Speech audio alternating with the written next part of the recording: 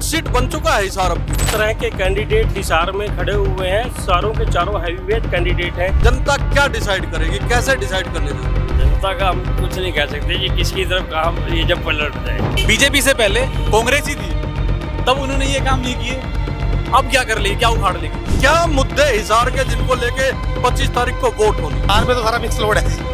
हिसार का सारा अल्टा पल्टा सब कुछ टेढ़ा मेढ़ा हुआ है जी। नमस्कार, चैनल 4 न्यूज इंडिया पर आपका बहुत बहुत स्वागत है। मैं हूं प्रदीप डबास।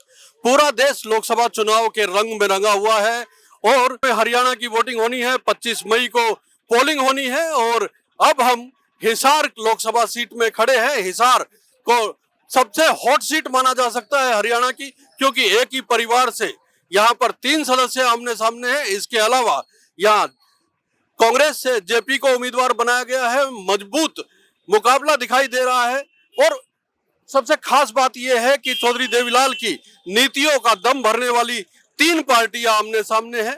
किसका दांव लगेगा, हिसार कौन जीतने जा रहा है? हिसार एक हॉट सीट बन चुका है। महत्वपूर्ण मुद्दे हैं यहाँ पर।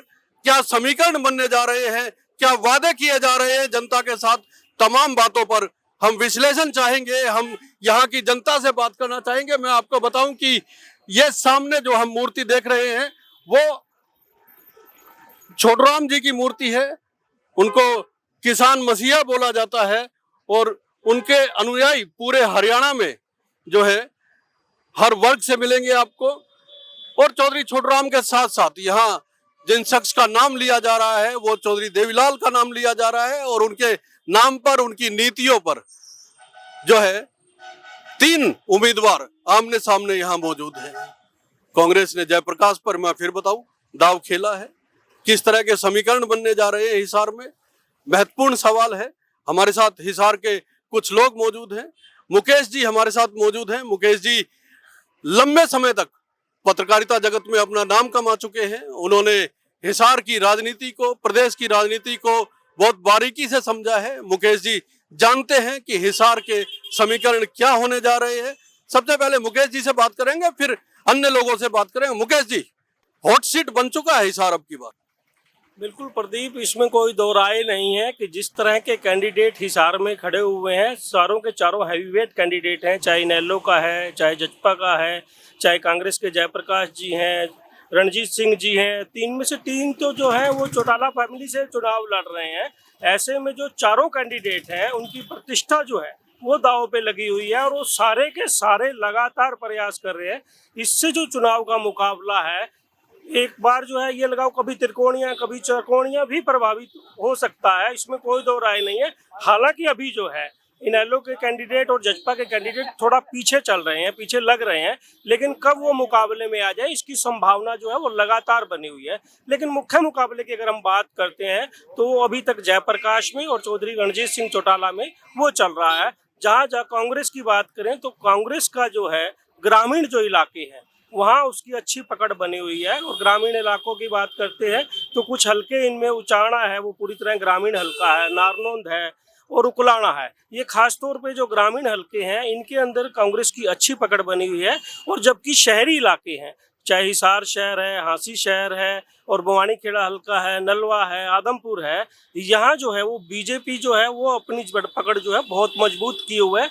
ऐसे में जो मुकाबला बन रहा है वो काफ़ी रोचक लग रहा है और आने वाले समय में हमें लगता है कि ये मुकाबला और भी रोचक होगा। मुकाबला रोचक होगा। मुद्दे क्या है हिसार के जिन पे बात की जा रही है, या तमाम नेता जो अपने अपने वोट के लिए लोगों के पास जा रहे हैं, अपील कर रहे हैं, उनकी ओर से आश्वासन क्या दिए जा रहे हैं? लोगों की जो समस्याएं, हमने देखा जननायक जनता पार्टी या भारतीय जनता पार्टी के उम्मीदवारों को कई जगह थोड़ा बहुत विरोध भी झेलना पड़ा है। लोगों के सवाल हैं, वो सवाल जो है उसको जवाब देना कई बार मुश्किल लगता है, कई बार समझाने की कोशिश की जा रही है। खासकर ग्रामीण हलकों की आपने बात की तो निश्चित तौर पे मुकाबला भले ही कड़ा है लेकिन सवाल पूछे जा रहे हैं। मुद्दे क्या क्या है? देखिए, इसमें कोई दो राय नहीं है। अगर बीजेपी कहीं हिसार लोकसभा में गाँव में पिछड़ी है तो उसका जो मुख्य मुद्दा है वो किसानों का मुद्दा है। किसानों के मुद्दे के ऊपर जो है कांग्रेस जो आश्वासन दिया है, चाहे स्वामीनाथन आयोग की रिपोर्ट को लागू करना हो या पूरी तरह से किसानों को बेनिफिट देना हो, जो फसल का लागत मूल्य है वो लागत मूल्य उनको देना हो, तो उसमें कांग्रेस ने जो आश्वासन दिया है उसकी वजह से जो कांग्रेस का जो ग्रामीण लोगों का झुकाव है, खास तौर पे किसानों का जो झुकाव है, वो कांग्रेस की तरफ दिख रहा है, जिसकी वजह से मुकाबला रोचक हुआ है। बाकी रही मुद्दे विकास की बात, तो विकास की बात में कोई दोनों पार्टियां ज्यादा जोर नहीं दे रही हैं। हालांकि विकास का मुद्दा गौण है, अगर हम कहें रोजगार का मुद्दा है वो नहीं उठ रहा है जो कि उठना चाहिए था। रोजगार का मुद्दा, बेरोजगारी आज के टाइम एक बहुत बड़ी समस्या बन के उभर रही है। और इसके अलावा जो जिस तरह से यहाँ हवाई अड्डे का, इंटरनेशनल एयरपोर्ट का निर्माण होना था, वो अभी तक पूरा नहीं है। हालांकि वो चल रहा है लेकिन वो अभी पूरा नहीं हुआ है। ऐसे बहुत सारे मुद्दे थे जो अब गौण हो चले हैं। ये जो पूरा मुकाबला है एक तरह से ग्रामीण और शहरी बेल्ट के बीच में होके रह गया है। ग्रामीण और शहरी बेल्ट के बीच में मुकाबला होके रह गया है। मुद्दे कई सारे ऐसे हैं जो महत्वपूर्ण हैं लेकिन गौण हो गए हैं। ये मुकेश जी का, आप नाम बताइए अपना, क्योंकि ये फवारा चौक है। ये इधर मैं आपको कहूंगा कि ये बस स्टैंड है, मेरे लेफ्ट साइड में बस अड्डा है एक छोटा सा, यहाँ से हांसी के लिए और हिसार की दूसरी जगहों के लिए बसें भी जाती हैं। निश्चित तौर पे ये मुख्य चौराहा हम कह सकते हैं हिसार का, और हिसार के लोग यहाँ मुख्य तौर पे आते हैं। इधर दुनिया भर के किताबों की दुकानें हैं, लाइन से दुकानें हैं किताबों की, और बड़ा यहाँ पे युवा तबका भी देखने को आता है। हम बात करेंगे आखिर क्या मुकाबला किस तरह का लग रहा है, क्या ऐसा लग रहा है कि इस बार हिसार जो है वाकई में एक हॉट सीट बन गई है। कैंडिडेट जो है वो तमाम हैवीवेट उतार दिए गए हैं, और जनता क्या डिसाइड करेगी, कैसे डिसाइड करने जा रही है? जनता का हम कुछ नहीं कह सकते जी, किसकी तरफ कहा ये जब पलट जाए। नाम बताइए अपना। राजकुमार जी, राजकुमार। इनका मुकाबला दोनों का कड़ा है, लेकिन कुछ जेपी के आते हैं, कुछ भारतीय जनता पार्टी के आते हैं, कहते हैं बनेगा तो मोदी ही, आगे चाहे नीचे कोई भी आए। बनेगा तो मोदी, ऊपर सभी चाहते हैं, आएगा तो ऊपर मोदी ही। वोट मोदी के नाम पे। हाँ, वोट मोदी के नाम से जो भी देगा वो मोदी को नाम से देगा, नीचे के कैंडिडेट्स को देख के कुछ भी कोई कुछ। लेकिन लोगों में गुस्सा तो है, जैसे रोजगार का मुद्दा है, किसानों का मुद्दा है, शिक्षा का मुद्दा है। देखो इस काम में ये थोड़े पिछड़े हुए हैं, जो कि रोजगार देना चाहिए इनको। काफी बेरोजगारी काफी है अपने देश के, हरियाणा के अंदर काफी है, रोजगार के ये पिछड़े हुए हैं। हम ये कांग्रेस वाले और आगे ये काफी ये कह रहे हैं जी हम आपको ये देंगे, और मेन मुद्दा रह गया किसान का, ये किसानों से भी पिछड़े हुए हैं। तो मुकाबला तो कड़ा है दोनों का, लेकिन जब भी देखो लोग ये कहते यही है, हम तो ये सुनते हैं आएगा तो मोदी, चाहे कोई कुछ भी कर लो। वजह क्या आएगा तो मोदी की वजह क्या? जब आप इतने मुद्दे गिनवा रहे हैं, मुकाबला कड़ा बता रहे हैं, और कांटे की टक्कर है, कांटे की टक्कर में तो कोई भी आ सकता है। आने में तो दोनों में आ सकता है जी, ऊपर की बात कर रहा हूँ मैं। कहते हैं कि जो अपने देश को आगे बढ़ाने के लिए है और देशों को पीछे बैसकों में लाया गया है, ऊपर मोदी ही कर सकता है। और क्योंकि कांग्रेस में यहाँ तो चलो आ गया भाई, चाहे जयप्रकाश जी आ गए, लेकिन ऊपर के राहुल है जैसे, वो क्या है, वो तो पप्पू कहते हैं उसको। लेकिन अब की बार कांग्रेस ने कई चीजें ऐसी बताई है राजकुमार जी, जिससे लोग थोड़े बहुत तो प्रभावित हो रहे हैं। देखो रोजगार, उन्होंने कहा कि हर घर में जो है गरीबी रेखा से नीचे जितने घर हैं उनमें महिलाओं को हर साल 1 लाख रुपया देंगे। उसके अलावा रोजगार की उन्होंने 30 लाख से ज्यादा पद भरने की, केंद्रीय जो रिक्त पद हैं उनको भरने की बात कही है। ये सारे नेता बोलते हैं जी, इलेक्शन से पहले सभी नेता बोलते हैं, बाद में कुर्सी मिलने के बाद सब भूल जाते हैं। आपको भी नहीं पहचानेंगे आप कहाँ से आए हो। तो आपका कहना है कि आएगा तो मोदी। हाँ, आएगा तो मोदी, ऊपर तो मोदी आएगा जी, नीचे का मेरा नहीं थोड़ा है जी।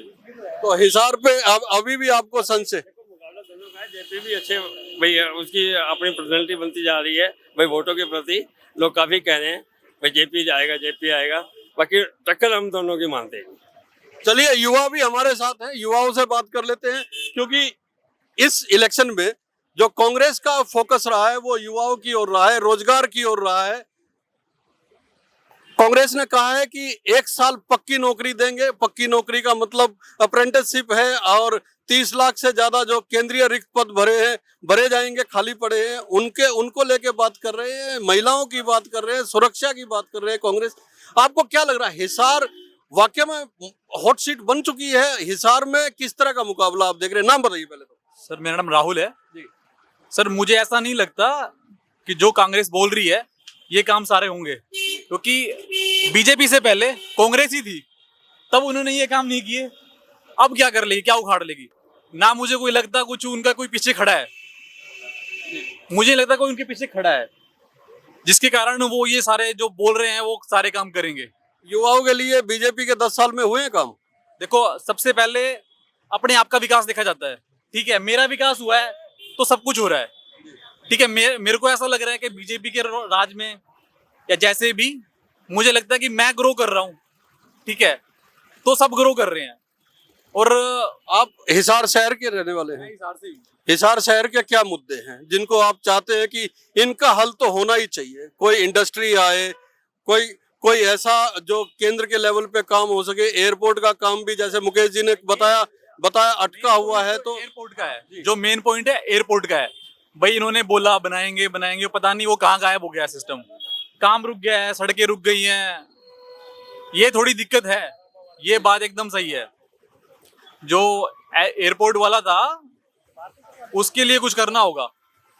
हिसार का विकास मेनली एयरपोर्ट के लिए बहुत जरूरी था। तो हिसार में टक्कर किसके बीच देख रहे हैं राहुल जी आप? देखो जी, मुझे तो ऐसा लगता है कि हिसार में बीजेपी कर जाएगा काम अपना। रणजीत सिंह चौटाला, एक ही परिवार से 3 लोग खड़े, तो ऐसा तो देखो मुझे लगता नहीं। कांग्रेस ही टक्कर में है मेन तो, ठीक है? अगर वो गठबंधन से भी आएंगे तो भी मुझे नहीं लगता वो बीजेपी का मुकाबला कर पाएंगे। मुकेश जी, विरोध तो फिर भी झेलना पड़ रहा है। आज कुलदीप बिश्नोई का एक ऐसा बयान आया, उन्होंने कहा कि अगर टिकट उनके परिवार को या उनको मिलती तो एक तरफा जीत होती। जब पार्टी के नेता कह रहे हैं कि जीत एक तरफा नहीं है, तो इसका मतलब तो डाउट तो कहीं ना कहीं पार्टी के लोगों के बीच भी है। देखिए, कुलदीप बिश्नोई में इसमें कोई दो राय नहीं है कि कुलदीप बिश्नोई को जी टिकट ना मिलना उनकी नाराजगी की एक वजह, बड़ी वजह है। और यही कारण है कि अभी तक जो कुलदीप बिश्नोई का था, अगर अब हम पिछले 1-2 दिन से पहले की बात करें, वो चुनाव में सक्रिय नहीं दिखाई नहीं दे रहे थे। लेकिन अब जो है पिछले 1-2 दिन से, चाहे आप इसकी क्या कारण है, वो पार्टी में सक्रिय दिखाई दे रहे हैं। सक्रिय तो कई नेता नहीं दिखाई दे रहे भारतीय जनता पार्टी के। निश्चित तौर पे कई नेता नहीं दिखाई दे रहे हैं। इनमें बहुत सारे ऐसे नाम हैं, मैं यहाँ जो है आपको बता दूं कि बहुत सारे ऐसे नाम हैं जो अच्छे जो है, जिनकी यहाँ पे अच्छे व्यक्तित्व में गिनती होती है बीजेपी नेताओं की। कुछ नेता हैं उनमें से बिल्कुल दिखाई नहीं दे रहे। लेकिन ये जो सिचुएशन है, ये स्थिति कांग्रेस के साथ ही सेम भी है। कांग्रेस के भी बहुत सारे ऐसे लीडर हैं जो यहाँ दिखाई नहीं दे रहे। कांग्रेस के चंद्रमोहन बहुत बड़े लीडर हैं जिनकी यहाँ पे पैठ है। कांग्रेस के रणदीप हैं, वो बहुत बड़े लीडर हैं। कांग्रेस के अपने जो पिछले सांसद रहे हैं बीजेपी के, वो वर्तमान में कांग्रेस में वीरेंद्र सिंह जी, उनके जो बेटे हैं वो यहाँ से सांसद रहे हैं। बहुत सारे ऐसे लीडर हैं। किरण चौधरी है जिनका, चलो कांग्रेस का तो मान सकते हैं आप, आपसी फूट की शिकार है, लेकिन बीजेपी को तो अनुशासन की पार्टी माना जाता है।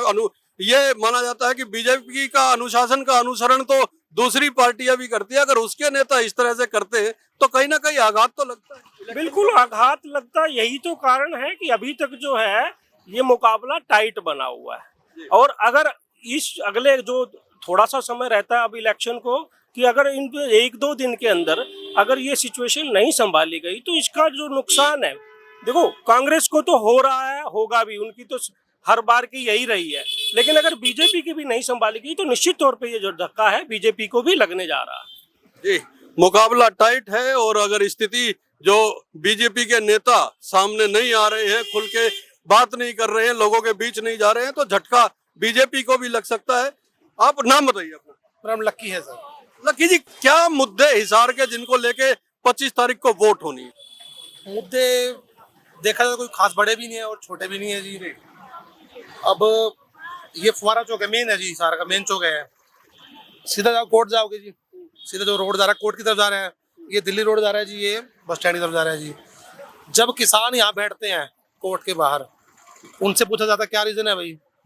कि किसान हमारी मांगे नहीं मांग रही, किसान जो सरकार हमारी मांग, ठीक है जी। इधर जाते हैं तो कह रहे जी बसों की सुविधा उपलब्ध नहीं है जी, ठीक है जी। इधर जा रहे हैं तो हमारे हुड्डा जी का भी इधर ही है ना हमारे का सबके हुड्डा जी है जी, मोदी जी भी हमारे हैं, सब हमारे ही है, कोई दिक्कत वाली बात नहीं है। जो मेन जो मुद्दे हैं ना जी सर, जैसे बीजेपी ने अब नायब सैनी को आगे कर दिया, अभी करे। कमल गुप्ता भी यहीं से है, उनका घर पीछे यही पास में ही है, ज़्यादा दूर नहीं है। नायब सैनी भी यहीं पे है। अब वो पब्लिक के बीच में जा रहे हैं। अगर ये काम वो अब से 1 साल 2 साल पहले कर लेते ना, अगर कमल गुप्ता जी आम लोगों के बीच में जाते तो बीजेपी फाइनल थी सार में जी। उसके बाद में जब आज कांग्रेस की बात जी, कांग्रेस में क्या है कि ठीक है धक्का लग रहा है, लोगों को फ्री की खाने की आदत पड़ेगी जी। जैसे पहले होता था 35 किलो कनक मिलती थी जी, तो कई चीजें ऐसी जो फ्री थी। फ्री में तो अभी भी देखो 80 करोड़ लोगों को 5 किलो अनाज दे रहे हैं मोदी जी। 80 करोड़ की बात हुई ना जी। अभी बस स्टैंड है, अभी ये बोर्ड है, अभी यहीं से उतरा है बोर्ड। ये गरीब परिवार को 80,000 रुपए घर बनाने के लिए दिए जाएंगे। ये बीजेपी की जो प्लानिंग थी ना, वो थी जी कि गरीब परिवार को घर बनाने के लिए 80,000 रुपए से लेके 2.5 लाख रुपए तक दिए जाएंगे जी। अब हिसार में मिडिल क्लास भी है जी, लो क्लास भी और हाई क्लास भी है जी। लेकिन जो सुविधाएं जो यहाँ लिखी गई थी ना बोर्ड के ऊपर जी, भी 80,000 से लेके 2.5 लाख तक, जब वो कोई भी आम आदमी या गरीब आदमी जाता है सीएससी सेंटर के ऊपर, तो कहते हैं जी तो अभी साइटें बंद है जी, ये साइटें बंद हो चुकी है। तो लक्की जी पलड़ा किसका भारी है? आखिर मोटा सवाल, सबसे बड़ा सवाल जी ये देखो जी, हिसार में तो सारा मिक्स लोड है जी। अच्छा, हिसार का सारा अल्टा पल्टा सब कुछ टेढ़ा मेढ़ा हुआ है जी। मेरे हिसाब से तो जी हिसार में जी टक्कर दोनों की बराबर है जी, कांग्रेस और बीजेपी जी। और तो फिर मुश्किल है, बाकी किसी का कुछ कह नहीं सकते, लेकिन बीजेपी और कांग्रेस की टक्कर बराबर है जी। यहाँ पे मेन तो ये है जी, टक्कर बराबर है। इलेक्शन अभी दोनों का उठा हुआ जी। आप कुछ युवा और है हमारे साथ, हम बात करते हैं उनसे।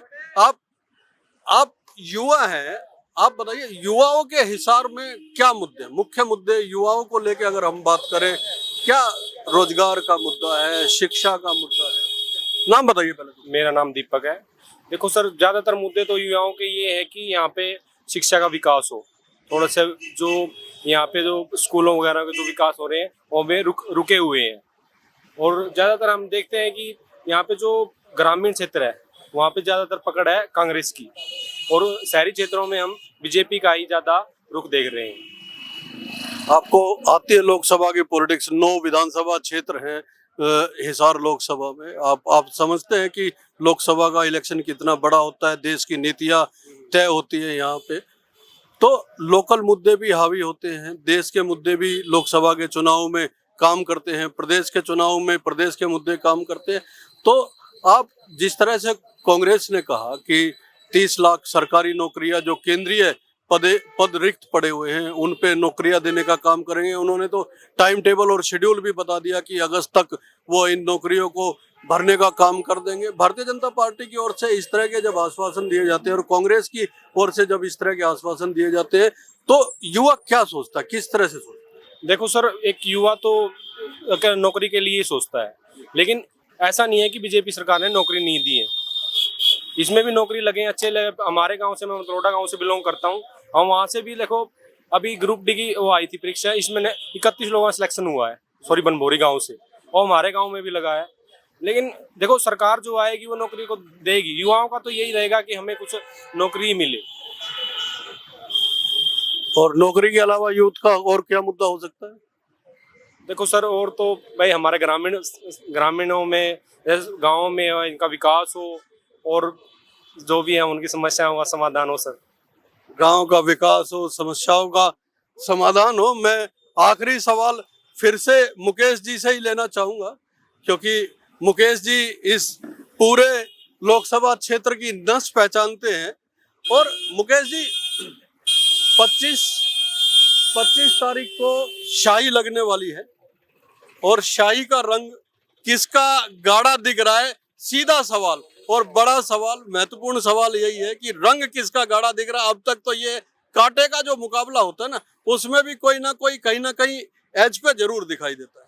देखिए प्रदीप जी, ये तो आने वाला टाइम बताएगा कि किसका रंग गाढ़ा होने जा रहा है, लेकिन निश्चित रूप से अब जो वर्तमान में समय बचा है वो पीक का समय बचा है।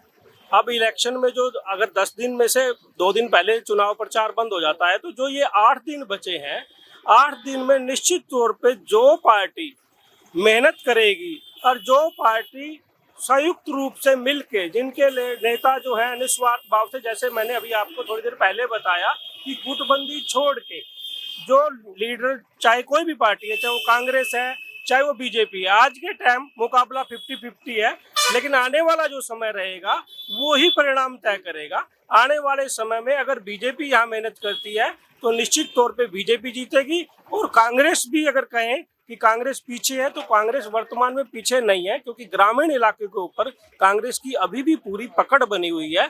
और निश्चित तौर पे अगर वो शहर के अंदर थोड़ा सा फोकस और करते हैं और बीजेपी ग्रामीण में फोकस और करती है, जो भी पार्टी इसमें कामयाब होगी वही 25 तारीख को विजय प्राप्त कर सकती है। जी, नतीजे 4 जून को आने हैं। 25 तारीख तक जो पार्टी ज्यादा मेहनत करेगी, ग्रामीण क्षेत्र में अगर बीजेपी मेहनत करती है, शहरी क्षेत्र में अगर कांग्रेस मेहनत करती है, तो निश्चित तौर पे मुकाबला और कड़ा होने जा रहा है। देवीलाल की नीतियों को लेकर 3 उम्मीदवार मैदान में है। भारतीय जनता पार्टी और कांग्रेस के बीच में मुख्य मुकाबला बताया जा रहा है। ये 25 तारीख और 4 जून तय करेगा। ये शो आपको कैसा लगा कमेंट जरूर कीजिएगा। हिसार में कौन मुकाबला जीत रहा है ये अपनी राय दे के बताइएगा। शो अच्छा लगा तो लाइक कीजिए, शेयर कीजिए और चैनल को सब्सक्राइब करना ना भूलिए। बहुत बहुत धन्यवाद, नमस्कार। हॉट सीट बन चुका है हिसार अब। इस तरह के कैंडिडेट हिसार में खड़े हुए हैं, चारों के चारों हैवीवेट कैंडिडेट हैं। जनता क्या डिसाइड करेगी, कैसे डिसाइड करने देगी? जनता का हम कुछ नहीं कह सकते कि किसकी तरफ का हम ये जब पलट जाए। बीजेपी से पहले कांग्रेस ही थी, तब उन्होंने ये काम नहीं किए, अब क्या कर ले, क्या उखाड़ लेंगे? क्या मुद्दे हिसार के जिनको लेके 25 तारीख को वोट होना? हिसार में तो सारा मिक्स लोड है। हिसार का सारा अल्टा पल्टा सब कुछ टेढ़ा मेढ़ा हुआ है जी।